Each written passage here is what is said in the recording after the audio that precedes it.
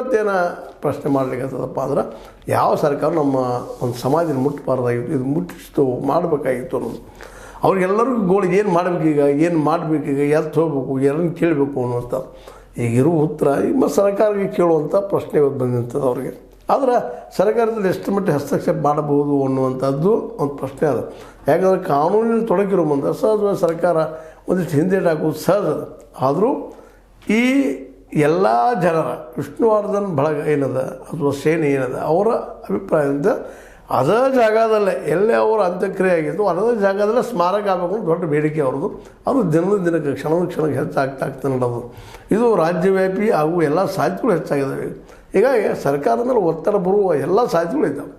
ಅದು ಮಾಡಲೇಬೇಕಾಗ್ತದೆ. ಏನು ಅವ್ರದ್ದು ಎಷ್ಟಾಗೋದು 1 ಅಥವಾ 2 ಎಕರೆದಲ್ಲೇ ಸಮಾಧಿನ ಮಾಡಿ ಅದು ಸ್ಮಾರಕನ ಮಾಡಿ ಅವರ ಏನಪ್ಪ ಇಡೀ ಬದುಕನ್ನು ಅಲ್ಲಿ ಬಿಂಬಿಸುವಂಥ ಒಂದಿಷ್ಟು ವ್ಯವಸ್ಥೆ ಮಾಡಿದಾರಪ್ಪ. ಅದು ಈಗಾಗಲೇ ಮಾಡಬೇಕು, ಅಲ್ಲಿ ಮಾಡಿಸ್ಲೇಬೇಕು ಅಂತ ಹಠದಲ್ಲಿ ಅಭಿಮಾನಿ ಬಳಗದವ್ರು ಇದ್ದಾರೆ.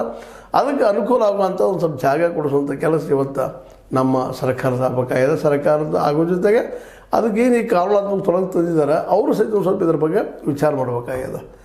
ಯಾಕಪ್ಪ ಅಂತಂದ್ರೆ ವಿಷ್ಣುವರ್ಧನ್ ಅವರ ಕೊನೆಯ ದಿನಗಳು, ಕೊನೆಯ ಕ್ಷಣದ ಅವರೇನು ಒಂದು ಅಂತ್ಯಕ್ರಿಯೆ ಆಗಿದೆಯಲ್ಲ ಅದು ಸಹಜವಾಗಿ ಯಾರಿಗಾದರೂ ಅವ್ರ ಬಗ್ಗೆ ಭಕ್ತಿ ಇವತ್ತು ರಾಜ್ಕುಮಾರ್ ಸಮಾಜದಲ್ಲಿ ಅದೇ ರೀತಿ ಅದ.